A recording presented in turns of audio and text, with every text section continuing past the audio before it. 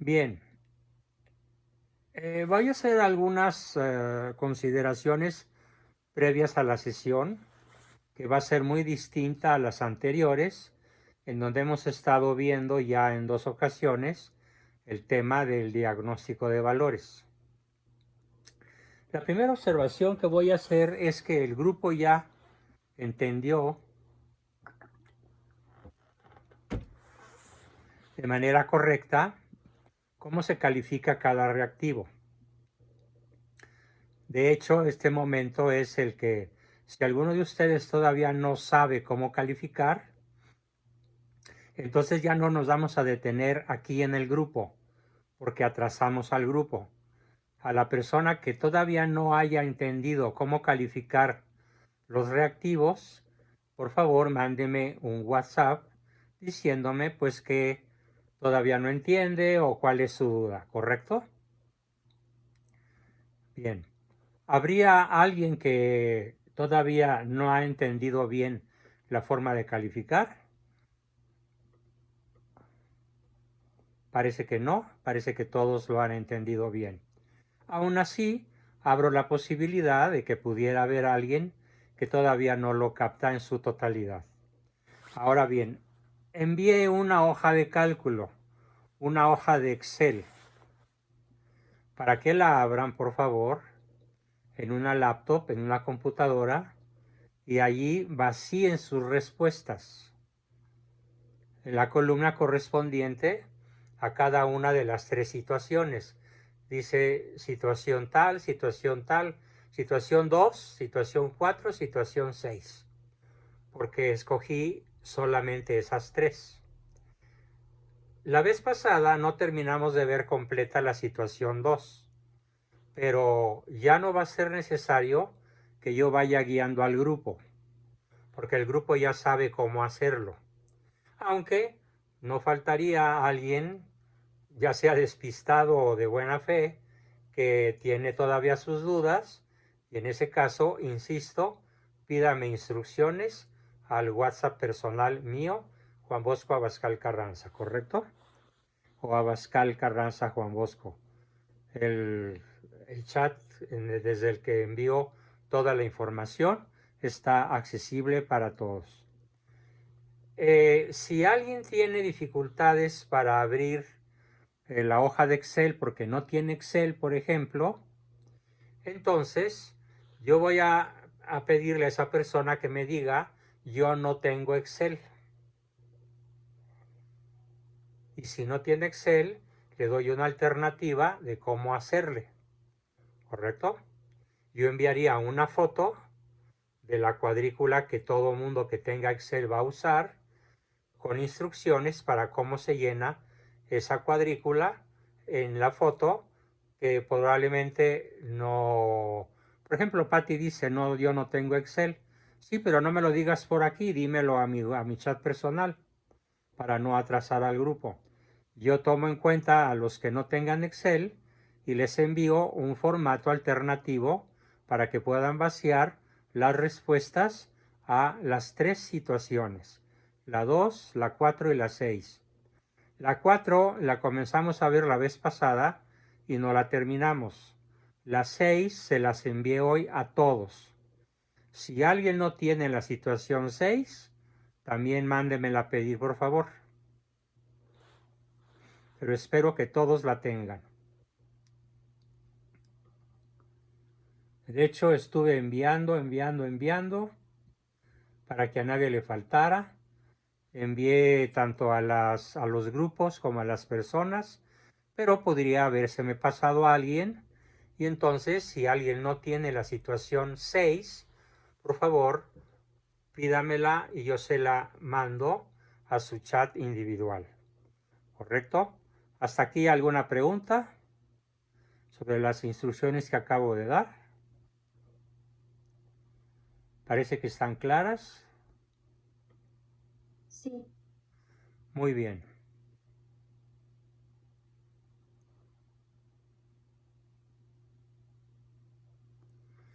Entonces ahora vamos a ver un tema en el que yo voy a exponer.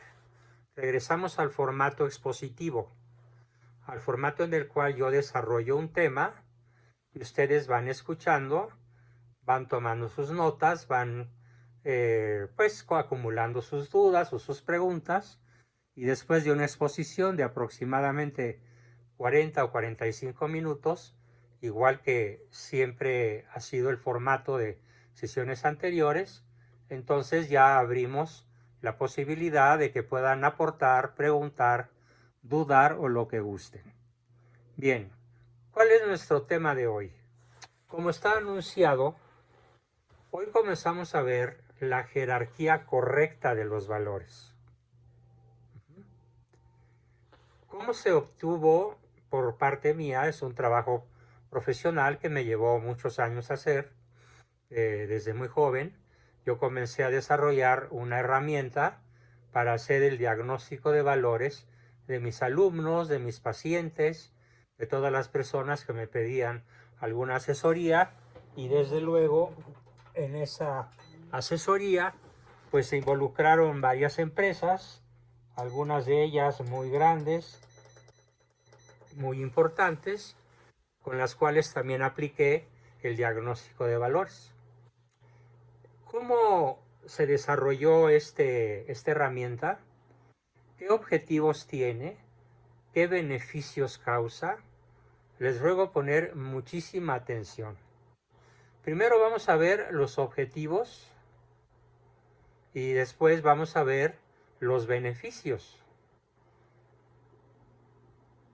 Voy a lamentar que las personas que no participen pues se queden sin conocer los objetivos y sin obtener los beneficios. Pero bueno, me daré tiempo para buscarlos individualmente y proponerles que lo que no hayan hecho en los grupos que continúan a partir de hoy, lo puedan hacer de manera personal y, ¿por qué no?, sumarse al esfuerzo grupal que todos ustedes están haciendo. ¿Cuáles son los objetivos de realizar un diagnóstico de valores universales? En donde están incluidos los contravalores, es decir, aquellos entes sumamente atractivos, pero que nos apartan de la vida, nos apartan de la familia, nos apartan de Dios y llegan a constituirse en el eje central de la existencia de manera autodestructiva, de manera irracional e irresponsable. También vamos a ver en qué lugar deben estar jerarquizados y por qué. Primero vamos a ver los objetivos. ¿Qué objetivos puedo explicar? Bueno, voy a hacer una introducción muy breve, de la cual es autor mi señor padre. Él desde muy chicos, nosotros, su prole, su muy numerosa prole, llegamos a ser 12. Uno murió muy niño, nos desarrollamos 11 hasta la edad adulta. Desafortunadamente, o afortunadamente, desde el punto de vista que se le vea, nos antecedieron en el sueño de la paz 3 de mis hermanos varones por diversos motivos y quedamos 8 vivos. Entonces, él dijo, desde que éramos muy niños nos dijo lo siguiente, y se los transmito tal como él nos lo transmitió a nosotros. El problema no está en cuáles son tus valores de creencia, sino en cuánto te adhieres a ellos en la práctica cotidiana. Porque si no vives como piensas, acabarás pensando como vives. Comentábamos hace un rato, antes de empezar la sesión, comentábamos, y lo voy a poner como un ejemplo histórico,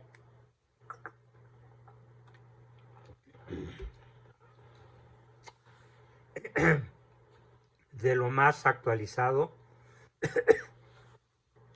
y es la renuncia del fulano llamado Arturo Saldívar, presidente de la Suprema Corte de Justicia de la Nación, que renuncia ilegalmente a su puesto para irse a apoyar la campaña presidencial de la judía masona, perseguidora, psicópata Claudia Sheinbaum. ¿Cómo se puede uno explicar esto? Si él pareció siempre ser una persona de criterio independiente, que no se sometió a las exigencias de dos presidentes anteriores, Fox y Calderón, que siempre dio muestras de una gran fuerza, de un excelente criterio, de independencia de tomar decisiones y de nunca rendirse ante el poder presidencial. ¿Por qué ahora lo encontramos sometido al poder presidencial? De malo. ¿Por qué? Porque no practicó en la vida cotidiana lo que pensaba. Empezó a darle más importancia a sus vivencias. ¿Y cuáles fueron esas vivencias? A lo largo de los 14 años que ha sido ministro de la Suprema Corte. Pues las mieles del poder, las dulzuras del poder, lo que se puede hacer con poder, lo que se obtiene, lo que se puede obtener con mucho poder. Él se reunió un día antes de su renuncia, se reunió con Claudia Sheinbaum a negociar el cambalache. Yo renuncio y tú qué me das. Esto implica que ya no estaba viviendo como pensaba, sino que al vivir de una manera distinta a como pensaba, acabó cambiando también lo que piensa. ¿Y qué piensa ahora? Piensa que darle su apoyo a una traidora, a una extranjera, a una personaje nefasta y masónica, como es Claudia Sheinbaum, ¿qué piensa? Pues que va a afianzar lo que más le gusta, que es el poder. Así que una persona que era de criterio independiente, por no vivir congruentemente en ese sexenio con un criterio independiente, acabó pensando como vive. Y como vive, sometido al narcosistema, negociando con el narcosistema la mejor manera para mantenerse él en el poder. Por muchos años, porque obviamente la 4T espera permanecer en el poder cuando menos una cantidad de años similar a la que estuvo el PRI. Estamos hablando de 88 años.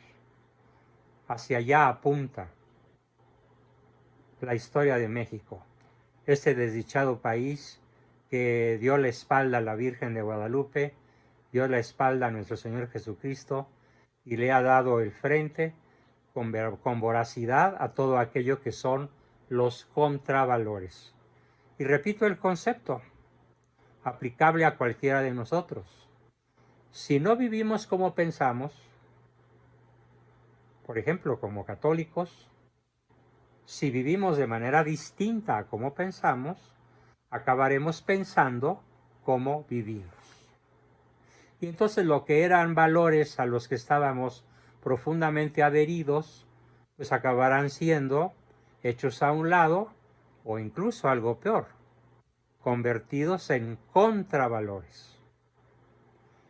Así que los objetivos, ya que hice esta introducción, con este formidablemente práctico y realista pensamiento que me dio emoción recordar de don Salvador Abascal Infante, mi ilustre padre, veamos los objetivos.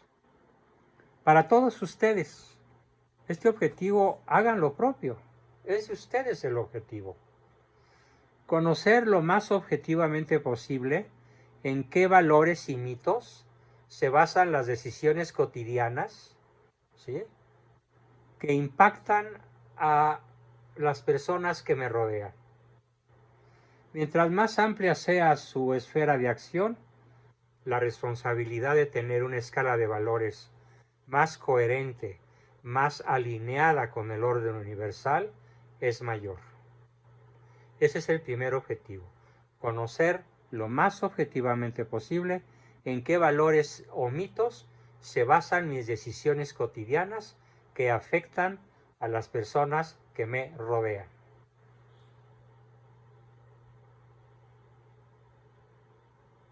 Por ejemplo, hace un ratito Andrea nos platicaba de la tremenda obsesividad con la cual un grupo de mamás, como 80, ¿no, Andrea?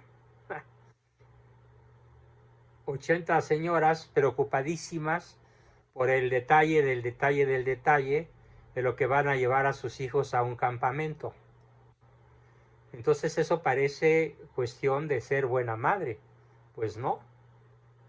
No, una buena madre no se ocupa del detalle del detalle del detalle, sino que educa a sus hijos para el riesgo, porque el riesgo los va a hacer libres. Entonces, si no practicas el que tus hijos corran ciertos riesgos calculados, acabarás pensando que ser una madre obsesiva del cuidado y de la sobreprotección está justificado. Yo quisiera que en próximas sesiones, Andreita, nos platicaras cómo te contestan las mamás cuando tú les hagas alguna observación de carácter realista. A ver qué te dicen, si es que te dejan hablar, ¿no? Bien. Segundo objetivo, realizar una comparación de tus valores con los valores de otros. Una vez hecho el diagnóstico, ustedes van a poder dialogar con su pareja, con su novio, con su esposo, con su cónyuge, con sus hijos, papás, maestros, jefes, colaboradores, subordinados, seguidores, con quien gusten. E incluso van a tener de mi parte toda la autorización para que esta herramienta que estamos conociendo y que estamos dominando entre todos, puedan ustedes aplicársela a quien gusten y volverla un instrumento de comparación con otros, un instrumento de diálogo con otros. Desde luego, el personaje más importante de nuestra vida, al menos desde el punto de vista axiológico objetivo, tiene que ser, si eres casado, tu cónyuge. Qué mejor que con él realizar esa comparación.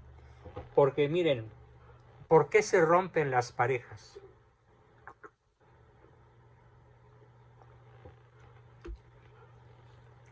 En mis 62 años de vida profesional, desde los 18 que ya andaba por ahí en la Ibero haciendo pininos, he descubierto, y me tardé pocos años en descubrirlo, que hay multitud de cosas que nos pueden llevar a chocar o a discutir con el cónyuge.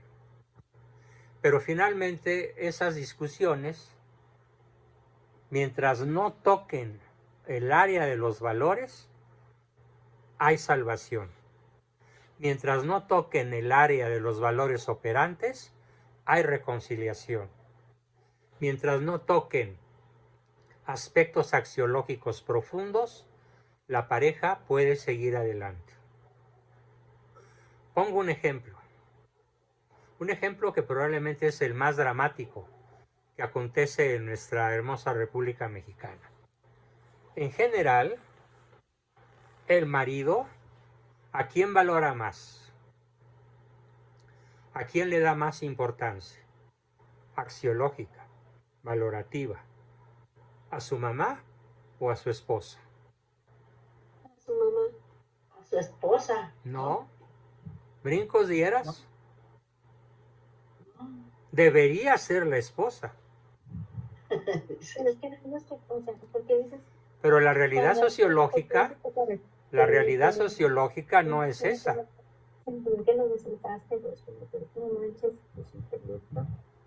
La realidad sociológica es que el mexicano promedio le da más importancia a la mamá que al cónyuge, que al esposo.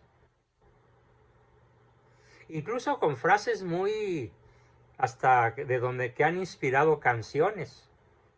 Madre no hay más que una y a ti te conocí en la calle. Así que ahí te ves, voy con mi mamá. Oye, pero si la acabas de ver y no quieres salir conmigo y con tus hijos a dar un paseo, una vuelta o siquiera al cine o a tomarnos un taco por ahí. No, es que tengo que ver a mi mamá. Una pareja en la cual el varón le da más importancia en el tiempo estructurado a la madre que a la esposa es una pareja sin futuro. Es una pareja que tiene cuarteados los cimientos. Y ahora hago otra pregunta muy parecida. ¿A qué personaje o a qué persona o a qué entidad le da más importancia la madre mexicana en general, al marido o a los hijos? A los A hijos. los hijos. A los hijos. Una señora casada que le da más importancia a los hijos que al marido no tiene futuro. ¿Por qué? Me van a preguntar por qué. ¿Por qué estas dos terribles afirmaciones? Porque son valores divergentes.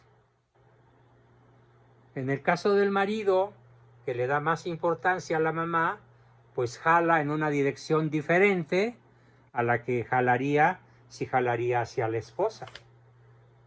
Y el marido que le da y la esposa que le da más importancia a los hijos que al marido, jala en una dirección distinta y divergente de aquella que jalaría si le diera al marido el lugar que le corresponde. El primero, en términos de axiología, si eres pareja de alguien, sobre todo legítima, casada por las 3 leyes, el civil, la iglesia y el amor, esta es la escala axiológica correcta. Tu cónyuge es primero, los hijos están de paso. Pero qué dramático es para muchas parejas poder asimilar y entender esto y llevarlo a la práctica.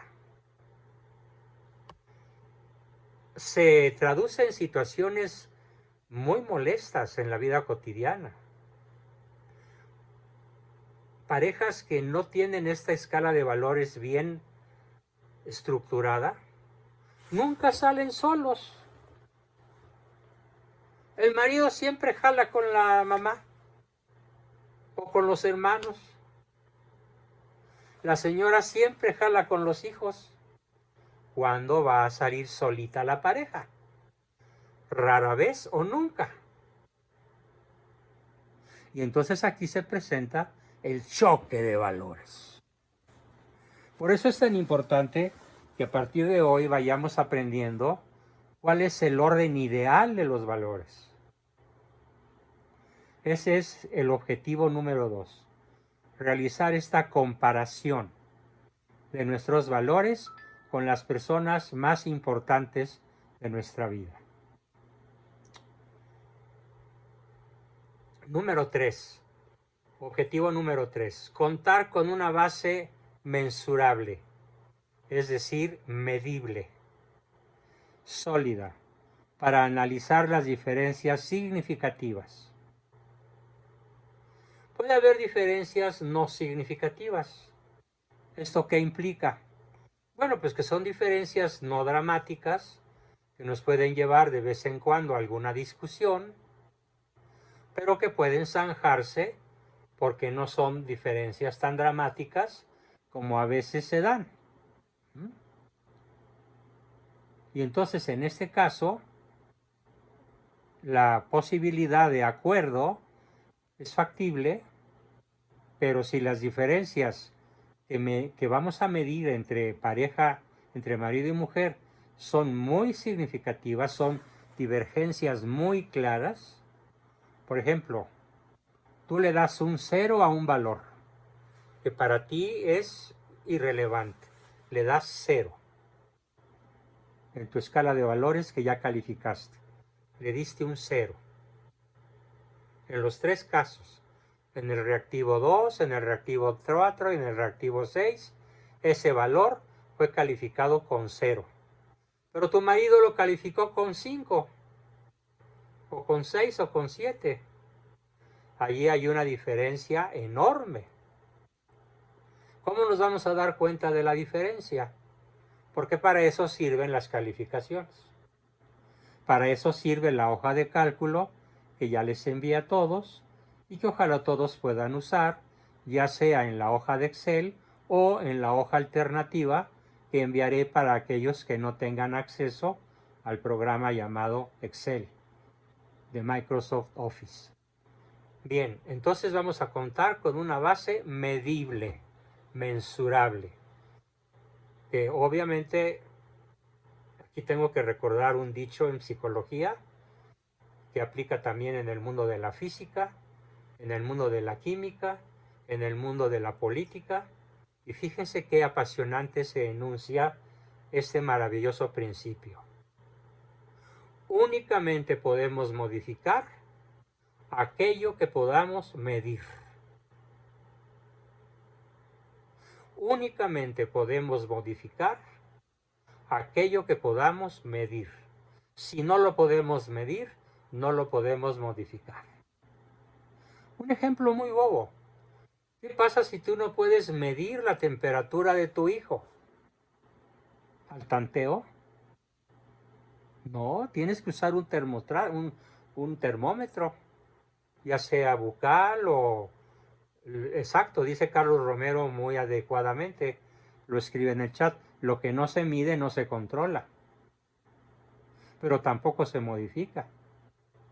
Por esa razón, es maravilloso que ustedes, casi 50, y espero que se sumen muchos más, que hoy por alguna razón no pudieron estar, para que cuenten todos con un servicio profesional de mi parte, hecho con muchísimo gusto, y conste que no lo estoy supeditando a que tengan o no pagada su colegiatura. Quiero ser generoso y dárselos incondicionalmente. Y la colegiatura únicamente le estoy pidiendo de buena manera para que, así como yo la pido de buena manera, ustedes me la den de buena manera sin necesidad de ninguna extorsión. Porque luego por ahí a todos nos consta que si tú debes un determinado cantidad de pesos en una tarjeta y quieres volver a usarla, pues la computadora dice niet, non, not, no.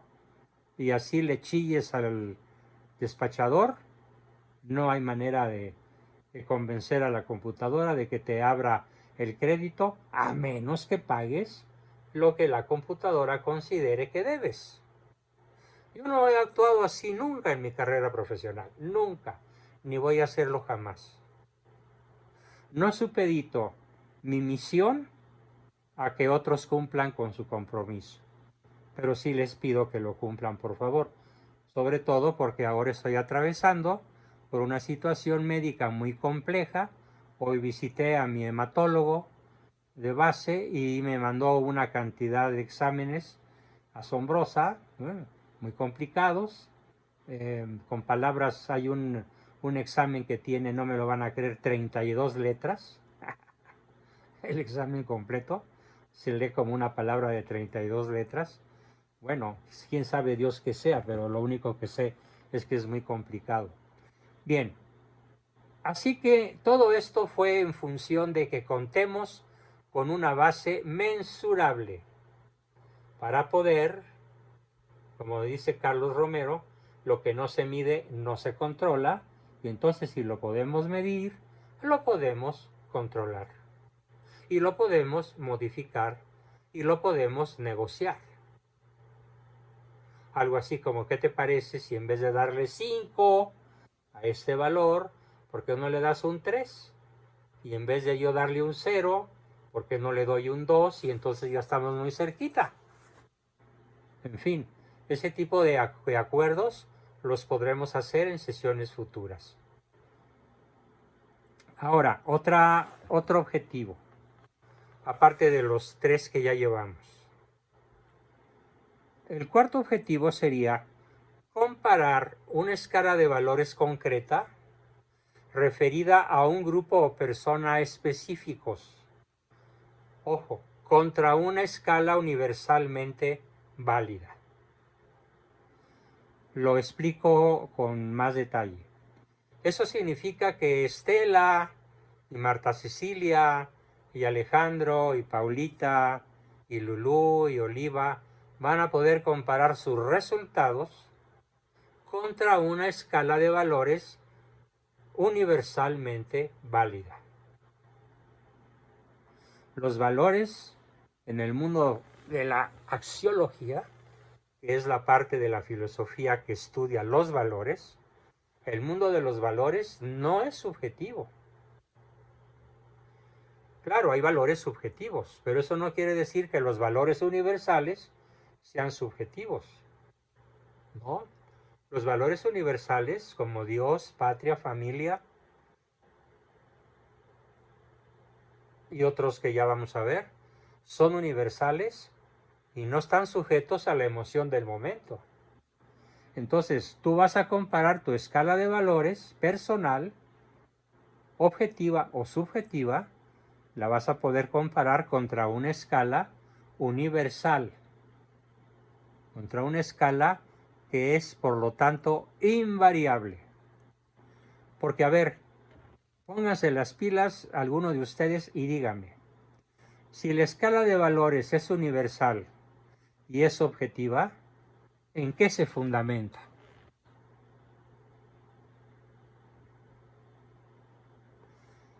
En mi opinión, en la mayoría estadística, Y la verdad, doctor, más aún, más a fondo, Alfredo.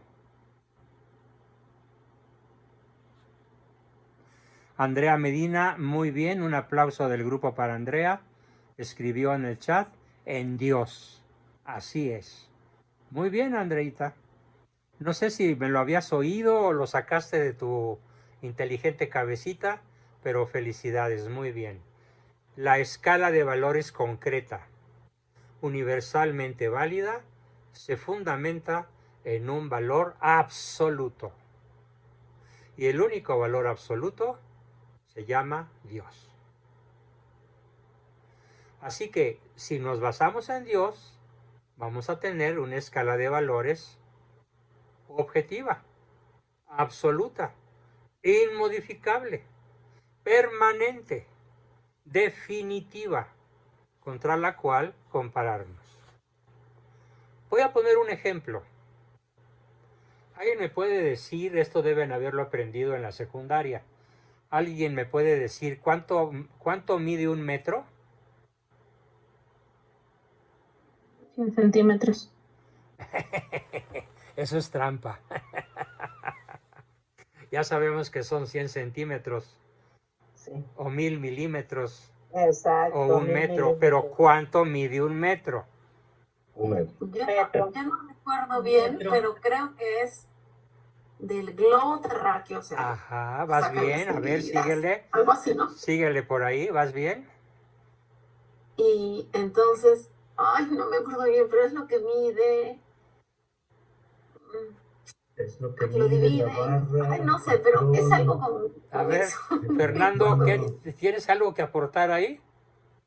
el metro es el que está en una barra patrón que se encuentra en las oficinas de pesas y medidas internacionales de Sí, pero Francia. ¿cómo se obtuvo? No recuerdo bien ahorita, le estaba sacando mis apuntes de la secundaria, porque eso exactamente, esas definiciones nos las dieron en la secundaria y Ahí ahí les viene, va. No, no es una fracción de la velocidad de la luz, no. no, Es la 10.000.000ª parte del cuadrante del meridiano terrestre. Lo pongo en castellano. El meridiano terrestre es una circunferencia vertical. ¿Sí? Por eso hay muchos meridianos, tantos meridianos cuantos grados tiene la Tierra, digamos 360. Pero el meridiano Greenwich, el meridiano más importante, fue dividido primero en 4. Del polo norte, primer cuadrante, del polo norte al Ecuador, del Ecuador al polo sur, segundo cuadrante. Tercer cuadrante, del polo sur al meridiano de nuevo, al paralelo Ecuador nuevamente, y del paralelo Ecuador al meridiano, al punto cero del polo norte. Ya tenemos entonces 4 cuadrantes. Bien, el cuadrante del meridiano terrestre, que va del polo norte al meridiano, pasando por Greenwich, se dividió en 10 millones de partes.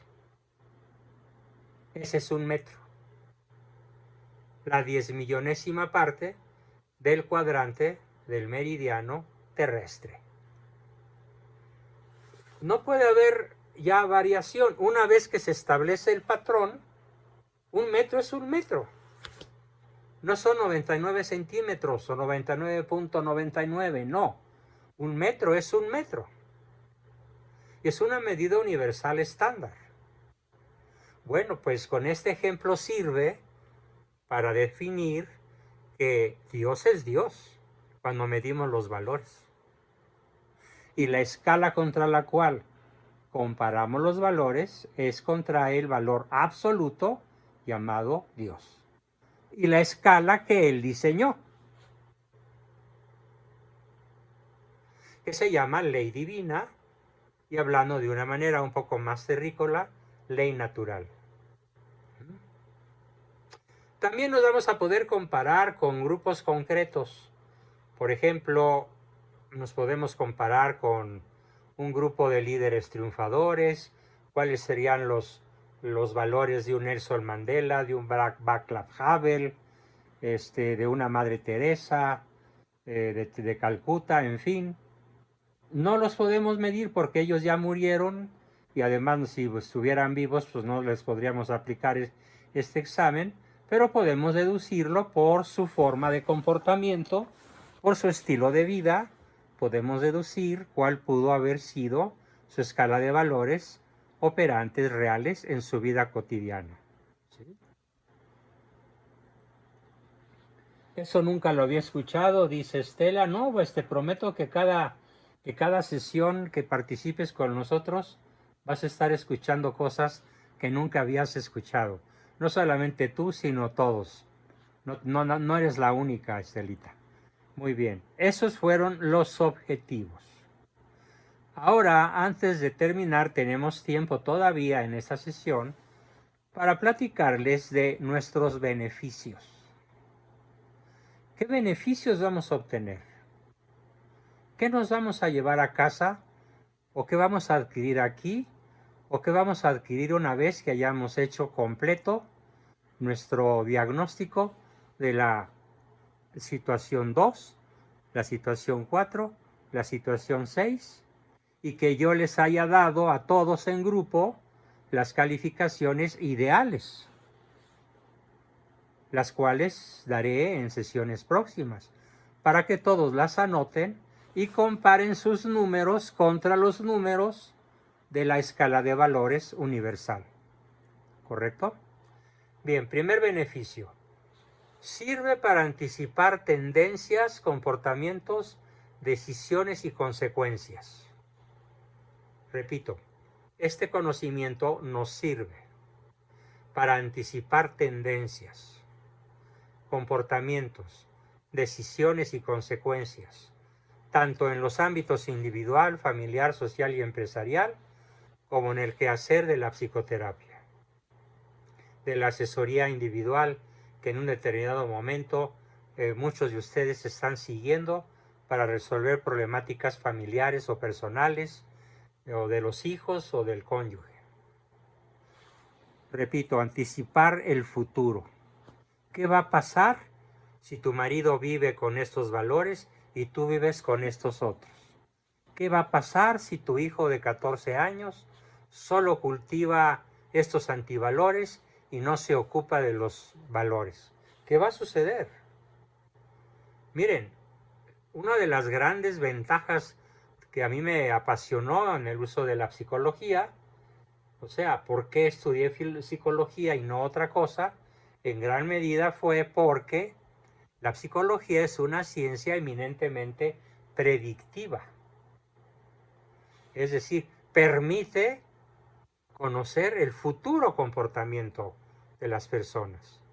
Y la mejor manera de predecir el futuro de una persona, de un adolescente, de un niño, de un adulto, de un anciano, de una pareja, es conocer su escala de valores real. Es formidable este beneficio. No lo echen en saco roto, por favor. Segundo, realizar nuevos acuerdos o separaciones. Hay muchas parejas o algunas parejas que no son viables, en donde hay una contraindicación de fondo. De hecho, desde el punto de vista religioso, puede haber una invalidez en el vínculo. Y esto puede nacer justamente de una divergencia dramática en el mundo de la axiología, en el mundo de los valores. Y esto nos va a permitir evitar conflictos cuya raíz radica en subjetividades arraigadas a valores opuestos entre sí. Subjetivamente la señora es adicta al bingo. Subjetivamente el señor es adicto a las carreras de caballos. Y por lo tanto ella se va al bingo y él se va a las carreras de caballos. ¿Qué es lo predecible? Pues cada chango en su mecate. Él se va con su mamá, ella se va con sus hijos. Cada 8 días y con más frecuencia incluso. ¿Qué es lo predecible? Bien. No podemos entonces tener una vida saludable, una vida triunfadora, si no conocemos nuestra escala de valores real y si no procuramos reacondicionarla de acuerdo con la escala de valores universal. Así que muchos van a tener que dar su brazo a torcer. Muchos de ustedes que tienen una gran adhesión a cierto tipo de valores o de antivalores, se van a tener que dar cuenta de que una prolongada adherencia a su escala de valores actual puede terminar en divorcio, pudiendo haberse evitado a tiempo. Además del placer del conocimiento, esta es otra ventaja, además del placer del conocimiento, se logran diversos tipos de aplicaciones prácticas. Por ejemplo, reducir considerablemente los costos de una terapia. Decía mi viejo maestro Eric Verne, a quien no tuve el gusto de conocer personalmente, pero sí el infinito placer de estudiar sus maravillosos libros. Y él nos decía, desde su cátedra en La Joya, California, si puedes curar a la primera, hazlo. ¿Y cómo se cura a la primera? Mira, tus valores son estos, y los valores de tu marido son estos, y no hay concordancia. O se ajustan, o ceden uno de los dos, o el divorcio es inaplazable. O la guerra en calzoncillos y en pijama y en el seno del hogar será la constante. Bien. Y otra enorme ventaja es que nos vamos a dar cuenta de que algunas personas viven una especie de herejía existencial. ¿Qué es una herejía existencial?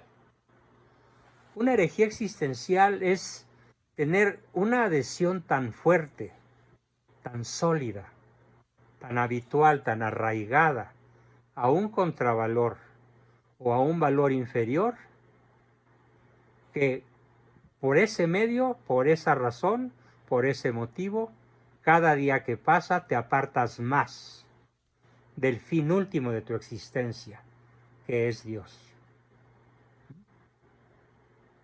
Un ejemplo muy frecuente, la herejía existencial más frecuente que yo observo entre todas las personas que conozco y a las que atiendo profesionalmente, e incluso algunas personas están en mis grupos, es que no pueden superar los resentimientos que nacieron de una infancia atroz. Y al no poder superar esos resentimientos, están viviendo en una herejía existencial. Porque nadie entra al cielo, nadie entra a poseer y a conocer a Dios, si no ha perdonado de raíz todas las ofensas que haya sufrido a lo largo de su vida. Y la última ventaja a la que me voy a referir hoy es que vamos a poder compararnos con el mexicano promedio.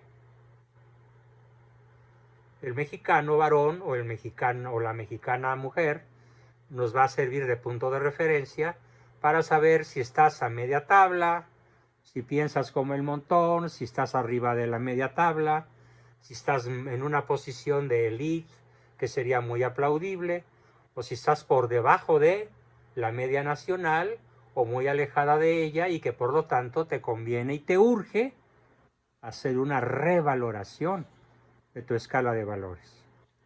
Muy bien, pues con esto terminamos nuestra exposición del día de hoy. Pues ya hemos vuelto al formato de siempre y comenzamos con nuestra acostumbradísima Recording stopped. Recording in progress.